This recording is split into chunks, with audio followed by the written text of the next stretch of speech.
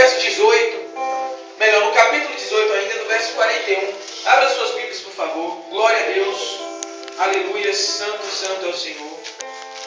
Glória a Deus. 1 Reis, capítulo 18, verso 41 a seguir. Aleluia. Santo, santo é o Senhor. Digno de honra e digno de louvor é Ele. Diz assim a palavra do Senhor em 1 Reis, capítulo 18, verso 41 a seguir.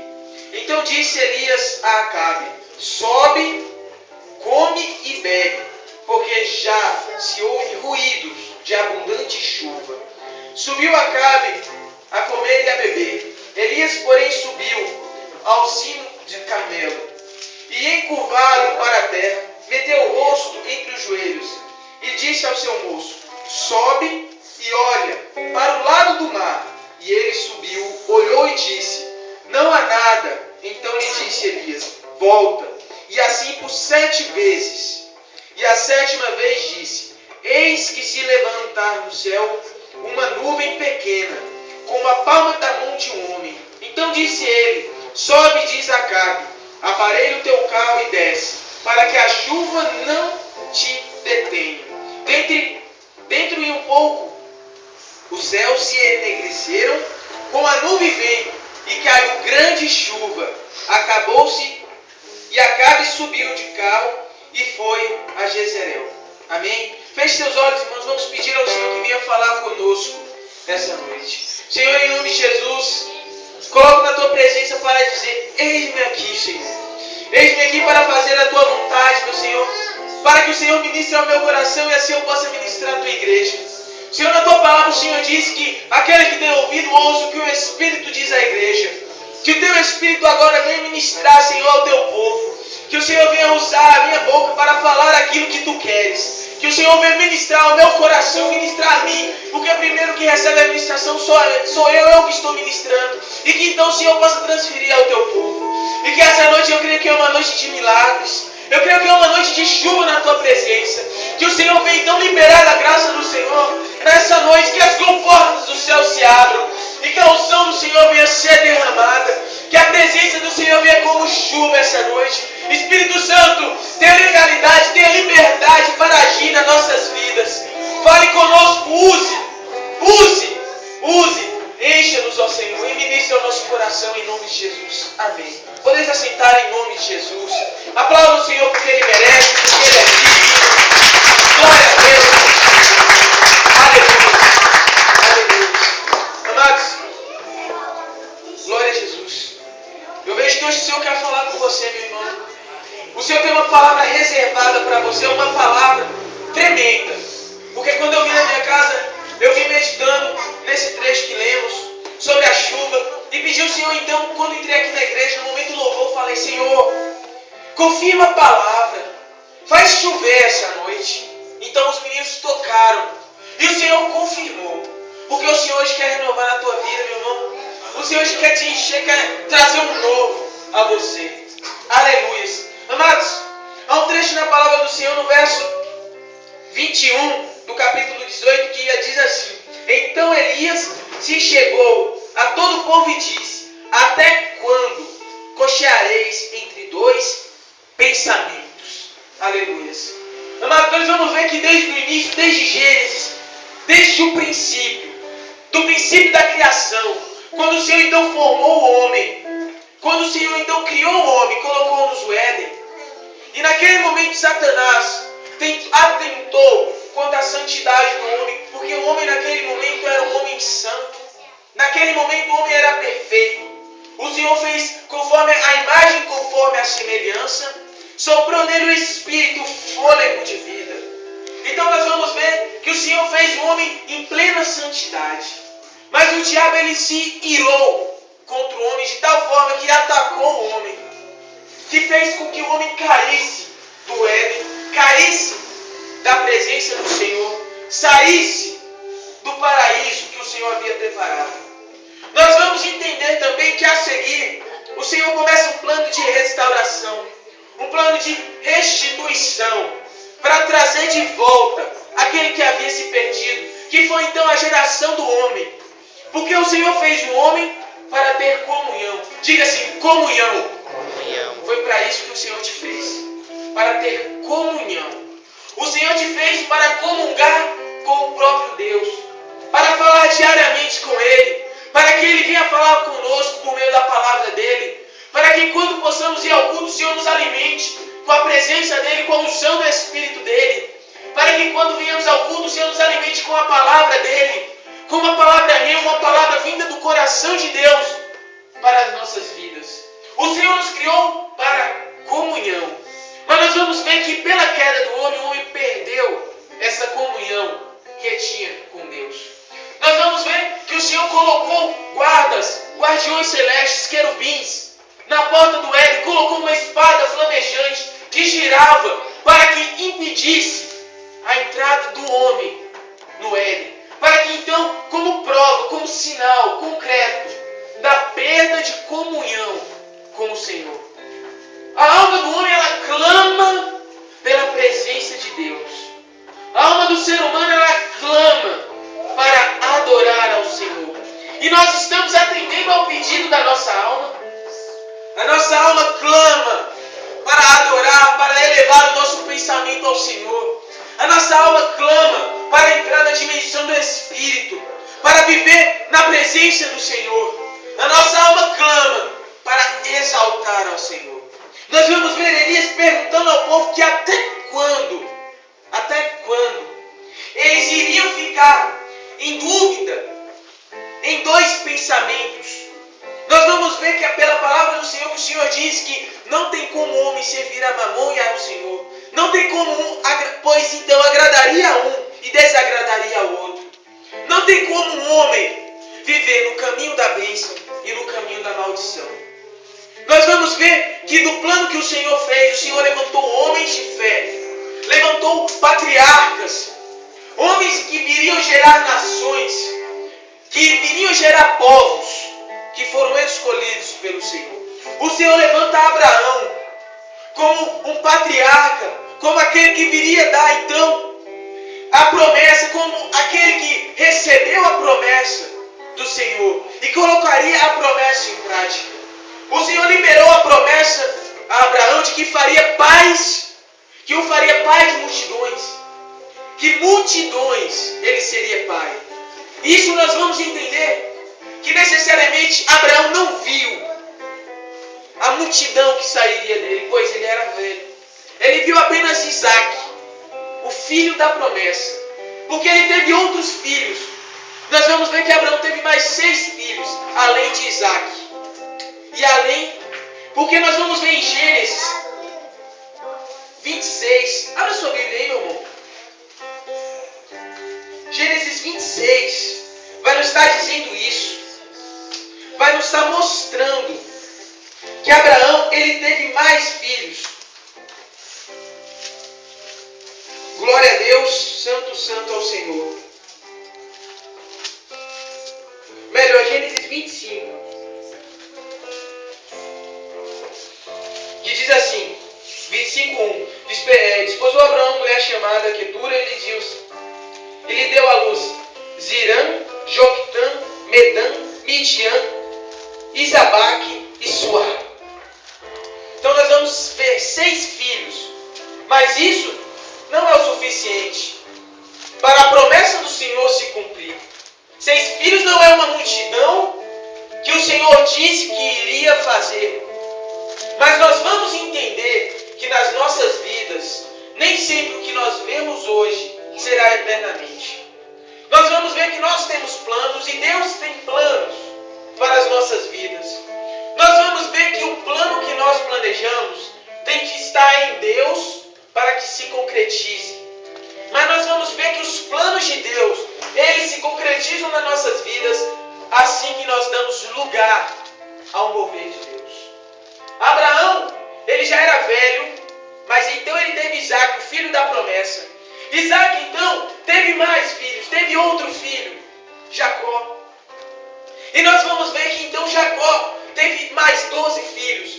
E esses então formaram a tribo de Israel. Esses formaram o povo de Israel.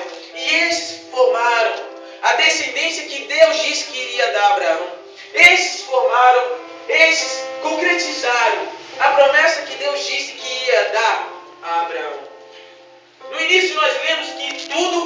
seu tempo. Meu irmão, talvez não seja o tempo de Deus para aquilo que você quer. Talvez não seja o tempo de Deus para o plano que você quer executar. Talvez não seja o tempo de Deus para aquilo que você quer fazer. Porque nós devemos estar sempre cientes do tempo de Deus nas nossas vidas. Nós devemos estar sempre cientes daquilo que Deus quer fazer e do tempo em que Ele quer fazer. Nós devemos usar a lógica para entender que há promessas de Deus que não tem como se cumprir. Melhor, que não irão se cumprir do dia para a noite. Porque Deus tem poder para fazer com que se cumpra? Tem. Mas é um período de preparação. Nós somos preparados pelo Senhor. Nós vamos ver então que o povo de Israel havia já se tornado uma multidão. Já havia se tornado uma nação. Nós vamos ver que Israel estava presa no Egito.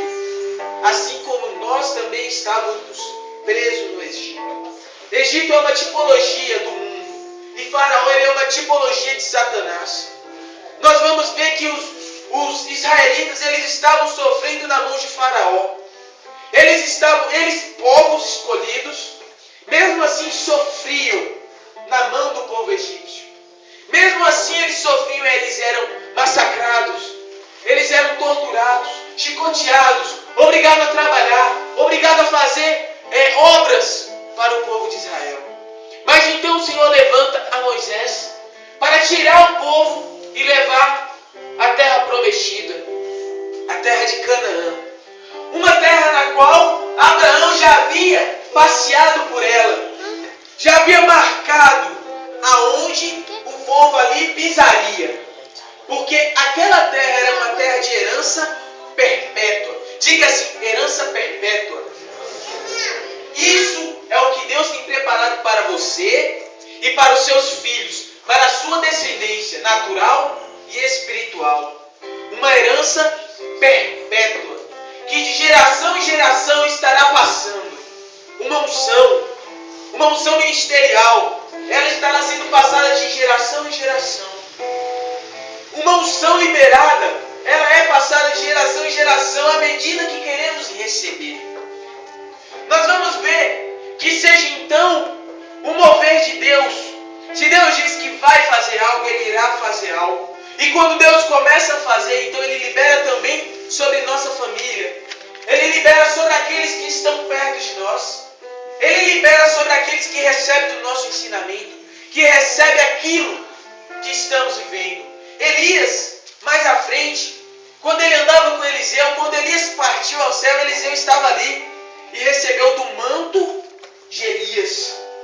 A herança perpétua de Elias era o manto de Eliseu. Porque ele andava como filho, ele vivia como filho, e aquele que vive como filho, que honra como filho, ele é honrado por Deus. E Deus honrou a ele, assim como também nos honrará, assim que andarmos junto, assim que andarmos na visão de honra. O Senhor nos honra, dá honra a quem tem honra, e o Senhor nos honra, meu irmão. Podemos não perceber, mas o Senhor nos honra. Nas mínimas coisas, o Senhor nos honra. Essa noite eu fui honrado pelo Senhor quando Ele confirmou a palavra que Ele tinha. Eu fui honrado extremamente por Deus. Eu me senti honrado pelo Senhor. Nas pequenas coisas, nós somos honrados pelo Senhor. Então nós vamos ver que naquele momento o Senhor usou Moisés para levar aquele povo à terra prometida, aonde Abraão já havia pisoteado, aonde Abraão já havia determinado as medidas das fronteiras. Então naquele momento, até aquela trajetória que era para durar, meu irmão, 40 dias, durou 40 anos, por uma desonra, por uma visão fechada, por uma visão pequena. Foram espiar a terra, 12, foram espiar aquela terra, e ao voltar, trouxeram uma notícia, dizendo que tinha gigante, dizendo que tinha povos guerreiros. Mas então 2 não concordaram com aquilo. 2 pessoas honraram, que foi Josué e Caleb.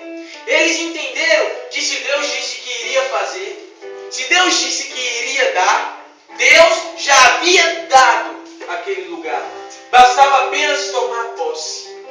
Meu irmão, tome posse das promessas de Deus para a tua vida. Não deixe que as promessas de Deus morram na tua vida. Se Deus liberou uma palavra profética sobre a tua vida, e essa palavra não vem se concretizando, você não vê nenhum sinal do mover de Deus, do fluir do Senhor, comece a orar, assim como Daniel. Daniel, ele orou, e no momento que ele orou, o Senhor mandou a bênção, mandou a resposta. Mas então Gabriel, que vinha trazendo aquela mensagem, que vinha trazendo aquela resposta, ela foi parada. Ele foi parado. Ele foi parado pelo príncipe da Pérsia.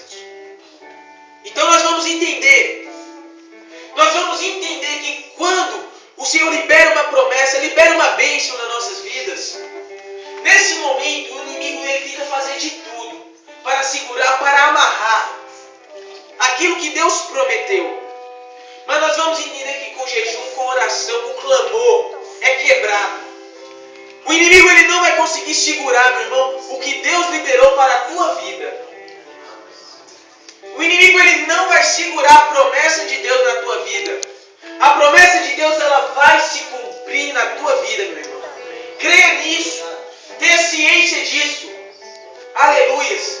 Então nós vamos entender pela palavra do Senhor que teve nesse momento, até esse momento que aqui estamos lendo, em 1 Reis 18, houve muitas passadas. O povo de Israel andou muito. Mas o povo de Israel foi um povo que errou em um determinado ponto. Sempre o povo de Israel, nos momentos bons, se voltavam para deuses estranhos. Em momentos bons, eles se voltavam para deuses errados, para pilares, para estátuas. Mas em momentos difíceis, em momentos que pelo pecado, pelo erro, vinha a punição do Senhor. Então nesse momento, eles se voltavam ao Senhor. Então nós vamos entender que nesse momento Elias disse: até quando cocheareis entre dois pensamentos? Até quando ficarás dividido? Até quando ficarás indeciso entre servir verdadeiramente ao Senhor e servir ao mundo? Até quando? Até quando você irá esperar? Pergunte para o seu irmão: até quando? Aleluia. Até quando? Nós vamos entender que o tempo de Deus ele é hoje nas nossas vidas. Nós devemos escolher pelo Senhor hoje. Não devemos parar. Não devemos desistir. Mas devemos seguir. Porque o Senhor diz pela sua palavra que coloca dois caminhos: o de bênção e o de maldição. Ele aconselha que nós peguemos a bênção. Escolhemos o caminho de bênção, o caminho da honra, o caminho de servo, o caminho daquele que obedece os princípios, daquele que obedece verdadeiramente a palavra, que não se desvia dela nem para a direita nem para a esquerda, porque entende que quando ele é fiel à palavra do Senhor, Deus é fiel a ele. Amados, nós vamos entender que quando a palavra do Senhor vem a nós dizendo: até quando cocheareis entre dois caminhos, entre duas decisões, entre dois pensamentos, Ele está dizendo nas nossas vidas de cristão, na nossa vida de servo: até quando ficaremos indecisos entre tomar uma posição diante de Deus e ficar em cima do muro? Há uma frase que em cima do muro é do diabo. Eu sempre costumo dizer isso entre meus amigos: em cima do muro é o diabo, o muro é do diabo. Porque quando você está em cima do muro, você não assume ao Senhor. E quando você não assume ao Senhor, automaticamente você assume ao inimigo. Automaticamente você assume ao diabo. E quando fazemos isso, consequências vêm sobre nossas vidas. O povo de Israel ele estava sofrendo consequências. O povo de Israel ele estava sofrendo consequências do pecado, consequências do erro. Elias disse que ele vinha na casa do sacerdote daquele momento. Ele vinha na casa daquele rei, de geração em geração. Por quê? Porque era ele que estava causando o pecado. Quando pecamos, o Senhor se levanta contra nós. O Senhor lança maldição, porque na palavra dele está escrita que toda bênção, quando nós não queremos seguir os princípios, quando nós não queremos seguir os mandamentos do Senhor, vem maldição sobre nossas vidas, vem erro, vem pecado sobre nós. Quando nós cometemos o pecado, vem punição. Toda transgressão, vem o erro, vem uma punição. Quando é determinada uma lei, e que essa lei ela não é cumprida, pode ter certeza que vem uma punição. Pode ter certeza que irá ser punido aquela pessoa. Aquele indivíduo que cometeu aquele erro, que burlou aquela lei, que transpassou aquela lei, que não foi fiel àquela lei. O povo de Israel ele estava sofrendo por isso, porque não foi fiel à lei do Senhor. O Senhor disse para que não adorassem a imagens, para que não adorassem a deuses estranhos. E em todo momento de bonança que o Senhor dava, eles iam e adoravam a deuses estranhos. Eles iam e adoravam a estátuas, adoravam a quem não é devida a adoração. Porque o único que é digno de ser adorado é o Senhor.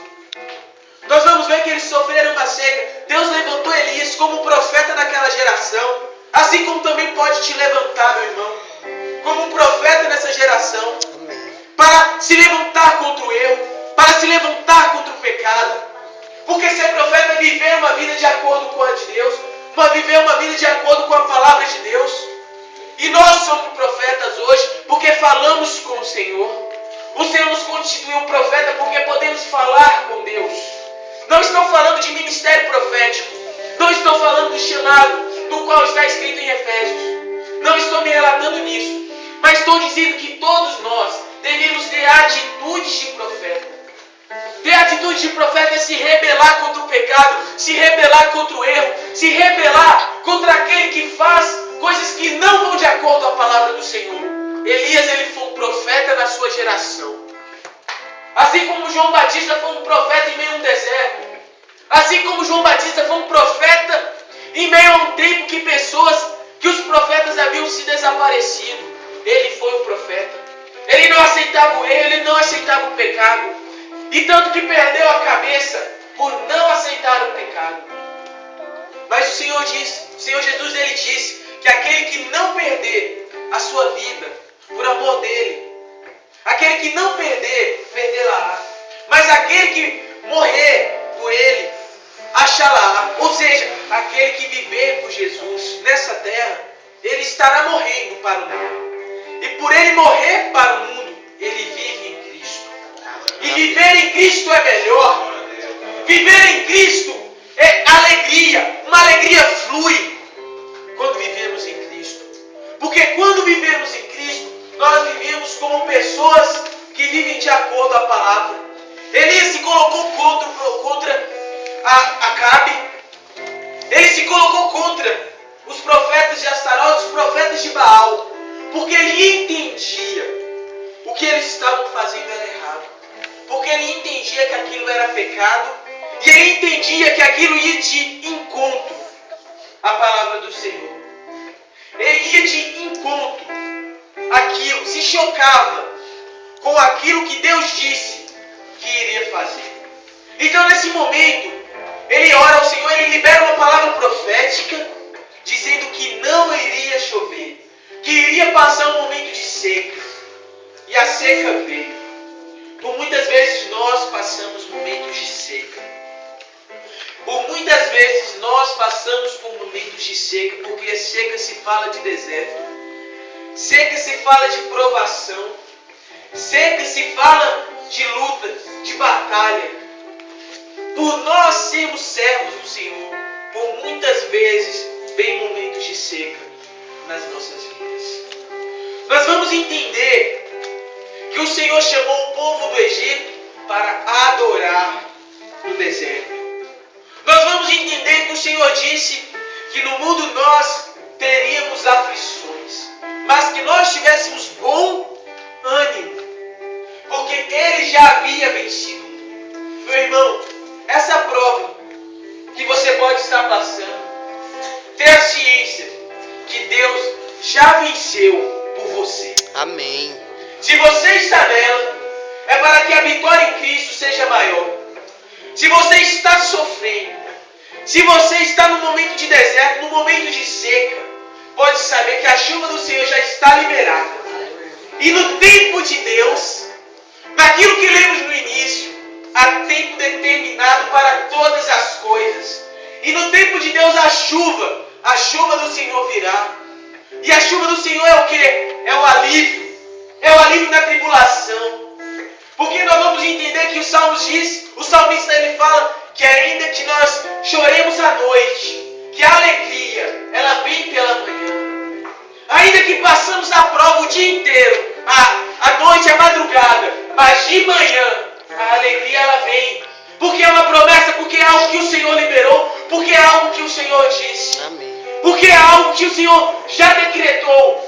E a palavra do Senhor ela diz que ainda que céus e terras passem, a palavra de Deus ela não passará. E se estamos numa prova, se estamos no momento de luta, no momento de deserto, é porque o Senhor já liberou a vitória. Assim como liberou a vitória pelos egípcios, assim quando o povo de Israel estava passando pelo Mar Vermelho, assim quando antes de entrar no Mar Vermelho, via o povo de Israel, via o povo de Faraó, o exército de Faraó atacando pelas costas e mediam o mar à sua frente. Naquele momento eles abriram seus olhos e clamaram ao Senhor. E o Senhor libera uma palavra a Moisés dizendo: estenda o teu cajado. Cajado se fala de autoridade. E o Senhor está estendendo o cajado essa noite. Aleluia. Para liberar na tua vida, para dizer para você que o tempo de prova está terminando. Aleluia. O cajado de Deus está estendido, o cetro do Senhor. Amém. O cetro do Rei dos Reis. Aleluia. E Senhor dos Senhores está liberado esta noite, está se curvando a você, está se inclinando a você para dizer que o momento de prova já passou. Aleluia. Que a alegria ela virá. E como a chuva serônia ela virá de manhã, trazendo a alegria. Aleluias. Meu irmão, se coloque de pé. Aleluias. O Senhor está neste lugar. A presença de Deus ela é real neste lugar. Amém. Meu A presença de Deus já veio como chuva neste lugar. Mas há uma nuvem vindo. Ela é do tamanho da mão de um homem. Assim como Elias orou, pedindo uma nuvem pequena, pedindo a chuva. E quando ele viu, quando o pequeno moço viu como uma pequena chuva de tamanho da mão do homem, viu como uma nuvem. O sinal do Senhor para a tua vida pode ser pequeno, mas não é invisível. Pode ser pequeno, mas não é invisível, meu irmão. Aleluia. Se o Senhor disse que irá fazer, Ele vai fazer. Se você está passando por um momento de seca, creia que o Senhor molhará você essa noite. Aleluia. Que a chuva do Senhor vem como alívio na tua vida. Se é no teu casamento, a chuva do Senhor ela vai vir para molhar, para restaurar. A chuva do Senhor vai vir para trazer a consolação, para trazer o amor, para trazer aquilo que se perdeu. Aleluias. Se for o primeiro amor que foi embora, o Senhor está trazendo essa noite. Amém. Como chuva o Senhor está trazendo. Aleluia. O Senhor está trazendo como chuva essa noite. Porque nós vamos entender que devemos voltar ao primeiro amor. E como chuva está sendo derramada